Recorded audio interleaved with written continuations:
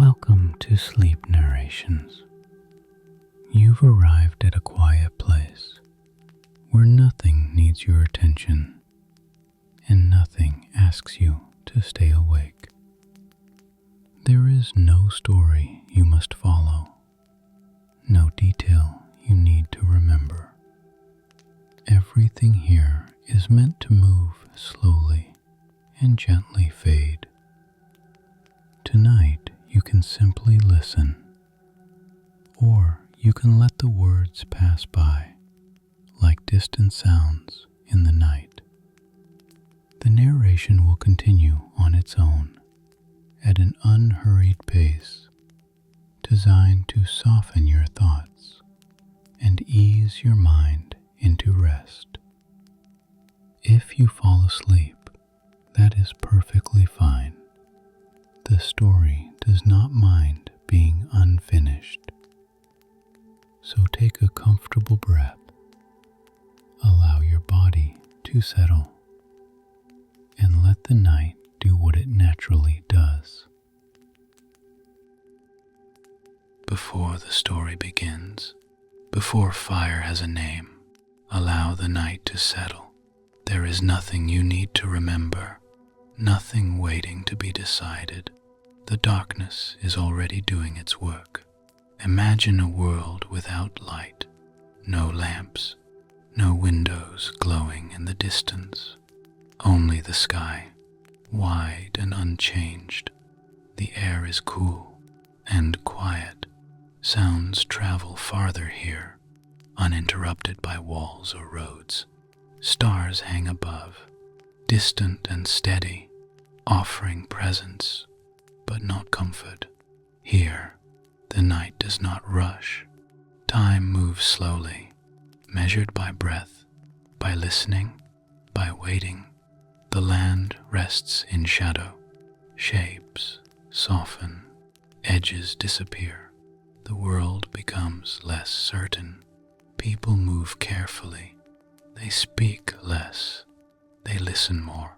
This is a time before control, before warmth could be made, before light could be asked to stay. Darkness arrives fully and without apology.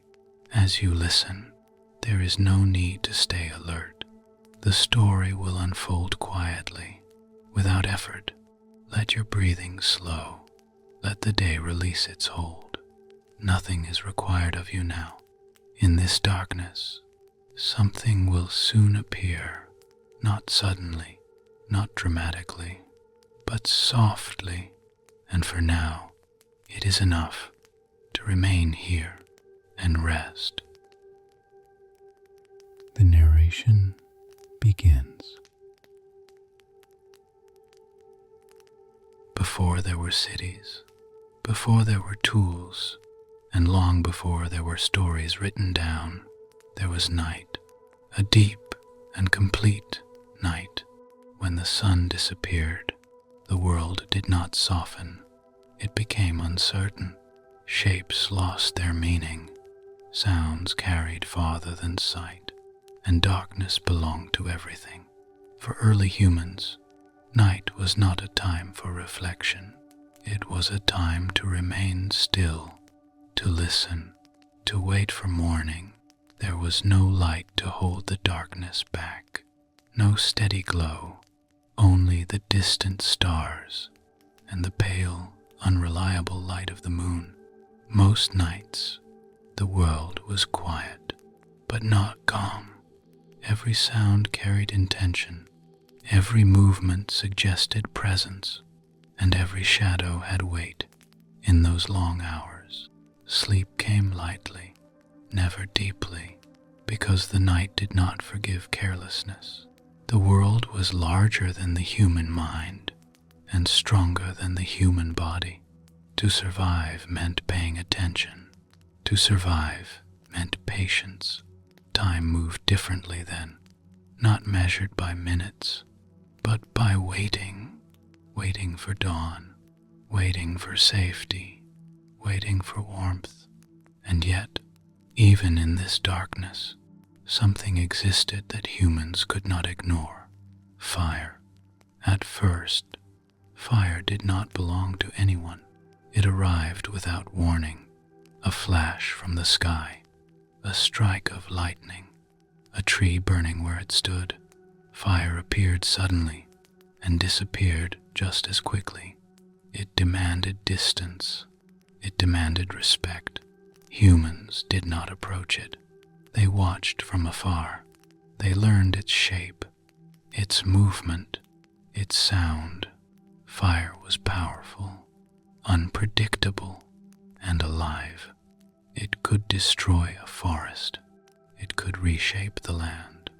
And it could not be commanded. When fire appeared, humans did not celebrate. They waited for it to pass. And yet, there was something impossible to ignore. Fire changed the night. Where it burned, darkness retreated. Not completely, but enough. Shadows softened. Shapes returned. The world became visible again. For the first time, night revealed depth. Still, no one came close. Fire was watched, remembered, feared, and when it vanished, the night returned to what it had always been: long, quiet, unforgiving. This was the world before fire became a companion, before it became something to sit beside, before it became something to protect. This was a world where humans learned to wait, not because they chose to, but because they had no other option. And it is from this waiting, this patience shaped by darkness, that the story of fire truly begins.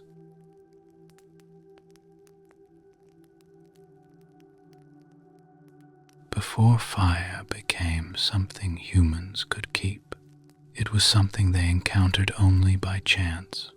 It arrived from the sky, carried by storms. Lightning struck dry ground, and suddenly the night changed. Trees burned where they stood.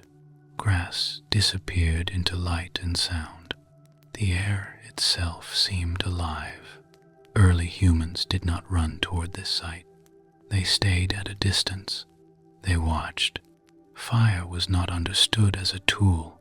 It was seen as a force, something closer to a living presence than to an object. It moved on its own.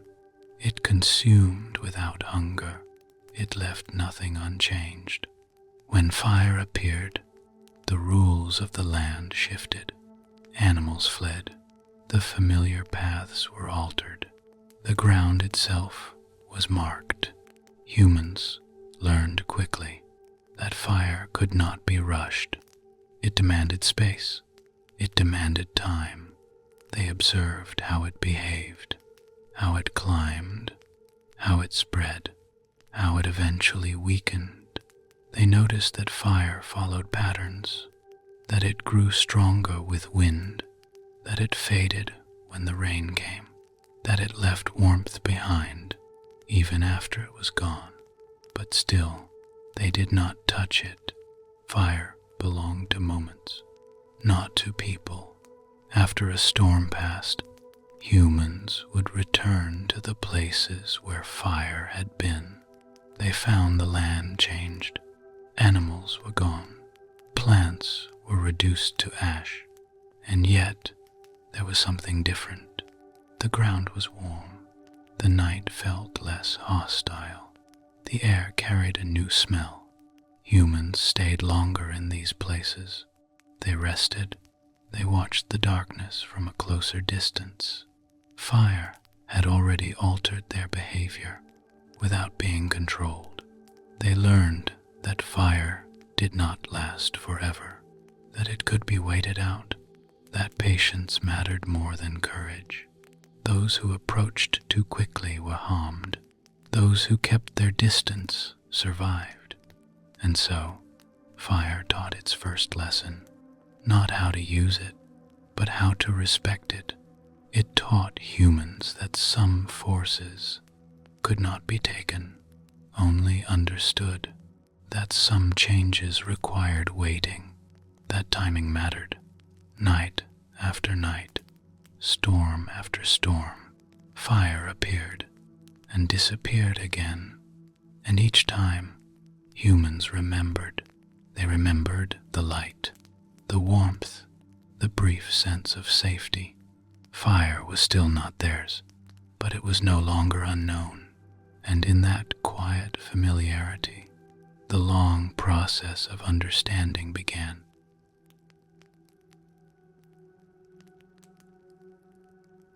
There came a moment that did not arrive suddenly and did not announce itself. There was no decision spoken aloud, no signal, no command, only a pause. Fire burned as it always had. Light moved across the ground. Shadows shifted and returned. And this time, someone did not step back, not closer, not yet, just still. The body remained where it was. The feet did not turn away. The eyes stayed open. Nothing dramatic happened. The fire did not change. The night did not react. But something inside the human mind did. For the first time, fire was not only watched, it was waited on. Minutes passed, then more. The warmth reached the skin, softly, without harm. The light held the darkness back, just enough. Breathing slowed. The world felt briefly contained. Others noticed. They did not rush forward. They did not retreat. They waited too. This was not courage. It was curiosity held in check, a careful stillness. Fire did not reward haste. It punished it. But patience brought something new. Not ownership, but tolerance.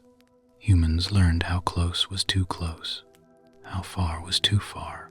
Where safety quietly existed, they learned to read fire, its movement, its mood, its limits.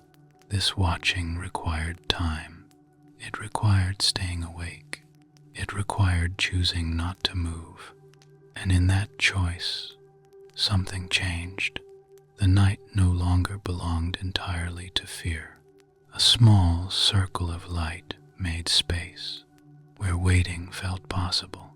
No one touched the fire. No one claimed it, but no one ran.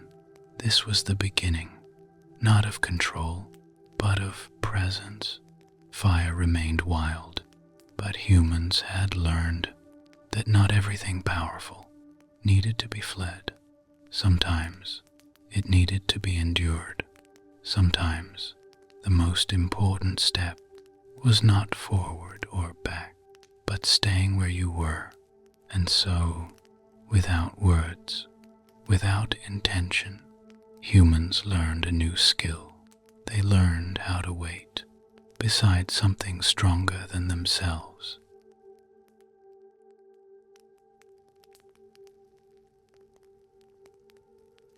Fire could be watched. Fire could be waited beside. But fire could not be trusted to stay. It faded. It weakened. It disappeared without warning. And each time it vanished, darkness returned to claim the space it had given up. At some point, humans understood something simple and difficult. If fire was to remain, it needed attention. Not force, not command. Attention.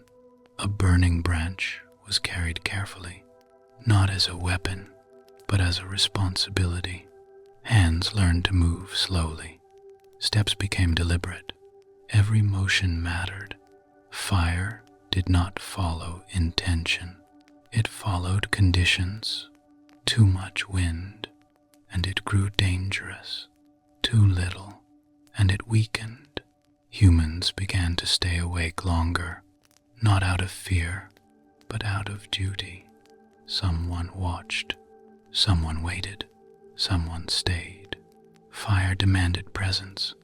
Wood was chosen, not at random, but by feel, dry enough to burn, solid enough to last.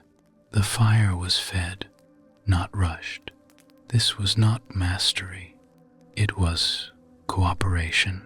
Night after night, the same actions were repeated, small adjustments, quiet learning. Fire taught rhythm, when to add, when to wait, when to let it rest. Keeping fire alive required time, and time required patience. Sleep came in turns, eyes closed briefly, then opened again. For the first time, humans divided the night. One watched while another rested. This was new. Fire changed how nights were lived. It introduced responsibility into darkness.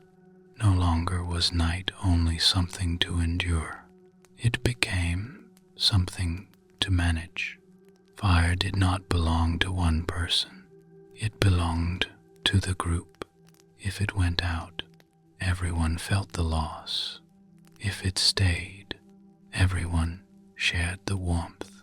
And slowly, almost without noticing, humans learned something greater than fire. They learned commitment, to stay, to tend, to wait. Fire did not make life easier at once. It made life slower, but in that slowness, something lasting began.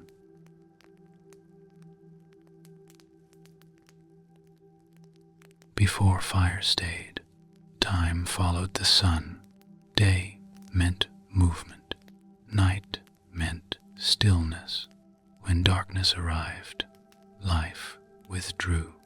Bodies rested, but minds remained alert. Night was something to endure, not something to enter. Fire changed this. With fire nearby, darkness no longer erased the world completely. It softened. It pulled back. The edge of the night became visible. People did not retreat as quickly. They stayed where they were. They remained awake a little longer. Fire stretched the day into the night. Moments that once ended at sunset now continued quietly, carefully. Time no longer stopped when the light faded. It slowed instead. The hours after sunset gained shape. They became usable. Hands moved in the glow. Food was prepared. Tools were checked. Injuries were tended. But more than that, people began to sit, not to rest, but to remain. Fire created a center, a place the eyes returned to, a place where movement was minimal and attention narrowed. Waiting changed. Before, waiting was passive, something done until danger passed. Now, waiting had purpose. Fire taught humans that time could be held, not just endured. The night was no longer empty. It had texture. It had length. People began to notice how long things took, how embers faded slowly, how warmth lingered. Time became something felt, not just survived. This quiet stretching of hours altered the human sense of rhythm. The day did not end abruptly. It softened into night, and in that softness, humans learned that life did not have to stop when the light did. Fire did not add more hours to the day. It changed how hours were lived, and slowly, almost without awareness, humans stepped into a longer world, one night at a time.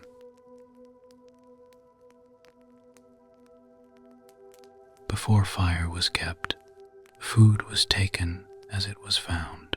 It was eaten quickly, often raw, often cold. There was little waiting. Hunger did not allow it.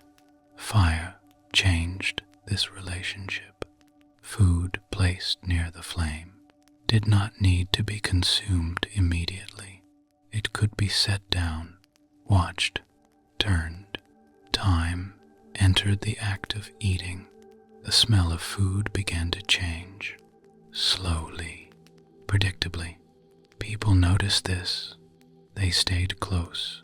They waited. Eating became something that happened after preparation, not before. This waiting was new. Hunger was no longer answered instantly. It was delayed, managed. Fire softened what was hard, warmed what was cold, made some things possible that had not been before, but it also demanded restraint. Food left too long burned. Food taken too early remained unchanged. Fire required balance. People learned to read signs, the sound of cooking, the change in color, the moment when waiting ended. This was not speed, it was timing. Sharing food near the fire meant sharing time. Everyone waited together, everyone ate together.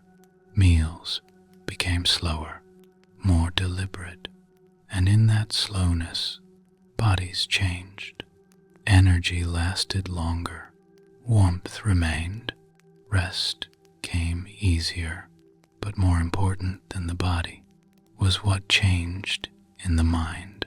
Humans learned that not everything had to be taken immediately, that waiting could improve what was taken. Fire introduced the idea that patience could transform necessity into something better. And once that lesson was learned, it did not stay with food alone. It began to appear in other parts of life, in watching, in listening, in choosing when to act. Fire taught humans that the future could be prepared for, not just reacted to, and it did so, one quiet meal at a time.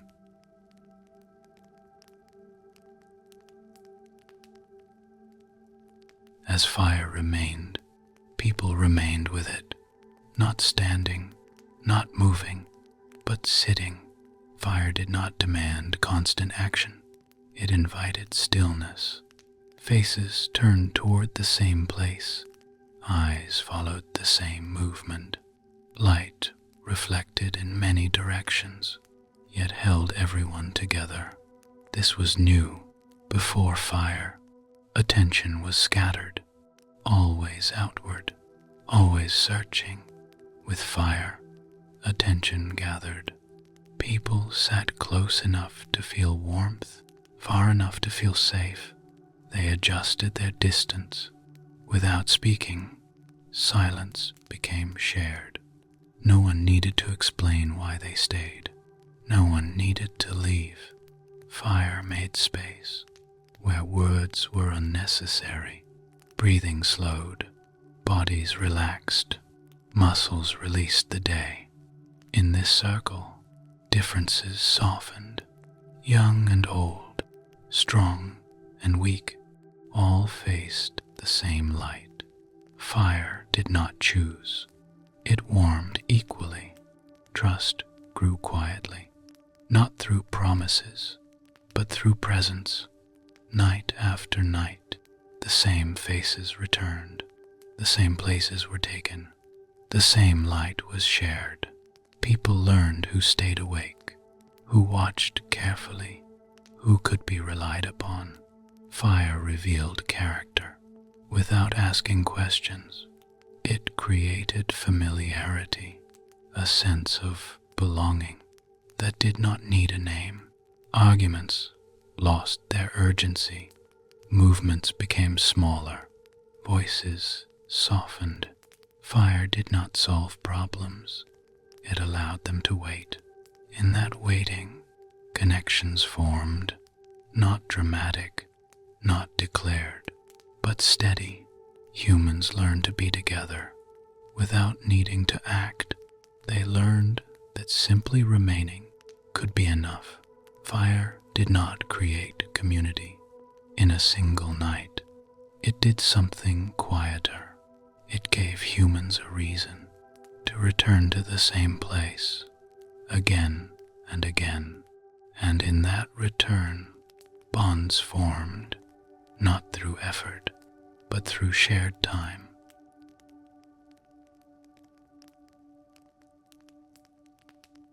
As people remained beside the fire, the night grew quieter, movement slowed, hands rested, eyes followed the shifting light. Fire spoke without sound, its rhythm steady, its glow never the same twice. In this quiet, voices began to change. Words were no longer used to warn or to signal danger.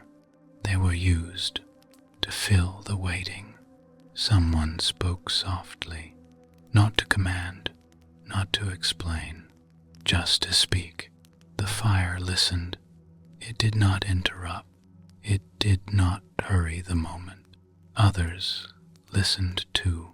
Faces remained turned toward the light, but attention moved inward, toward sound, toward memory. Stories did not begin as tales of heroes. They began as observations, something seen earlier, something remembered, something imagined. Fire gave these words time. There was no need to rush, no need to finish quickly. If a voice stopped, the fire continued. If silence returned, it was accepted. Stories grew slowly, from short sounds to longer thoughts. They followed the movement of the flame. They rose and faded and returned again. Night after night, the same places were taken. The same light remained. Stories became familiar, not because they were repeated exactly, but because the act of telling returned. Fire did not demand accuracy. It allowed wandering. Details shifted, moments stretched, endings softened. Storytelling was not about conclusion. It was about presence. The fire held attention without effort. It allowed minds to drift and return. In this shared glow, humans learned something new. That meaning could be shaped by time, that words could wait, that listening mattered as much as speaking. Stories were not separate from fire. They grew beside it, born in light, carried by quiet, and shaped by patience. And long after the fire dimmed, the habit remained. Humans had learned to sit, to listen, and to let the night hold their thoughts. By the time fire became familiar, it had already changed more than the night. It had changed behavior. Movement slowed. Decisions stretched over time. Fire did not respond to urgency. It responded to care. Those who rushed were burned. Those who waited were rewarded.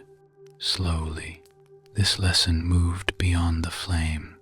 People began to pause before acting, to watch before moving, to consider timing. Waiting was no longer weakness. It became skill. Fire showed that outcomes improved when moments were allowed to unfold. A branch added too soon was wasted. A step taken too quickly caused harm. But patience brought balance. Humans learned that some things could not be forced. That presence mattered more than speed. Fire asked for consistency, returning attention, quiet correction, endurance. These habits spread.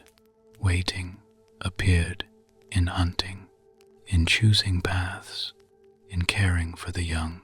People learned to plan, to prepare, to accept that some results required time. Fire made the future visible, not as a place, but as a concept, something that could be influenced by what was done now. Waiting became intentional, no longer only a response to fear, but a choice.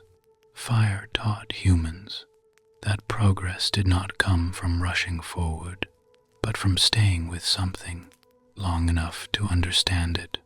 In that understanding, confidence grew, not loud, not sudden, steady.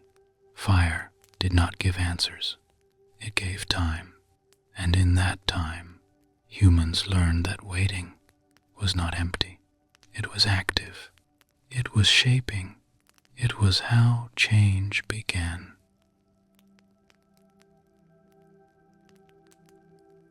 Long after the first fires, long after the lessons were learned, the night remained. Darkness still arrived, silence still settled, but it was no longer the same. Fire had left its mark, not only on the land, but on the way humans moved through time. Even now, people gather around light, a lamp, a screen, a small glow in the dark. We still slow down near it. We still sit. We still wait. The habit remains. Fire taught humans that not everything needs to happen at once, that some things grow better when given time.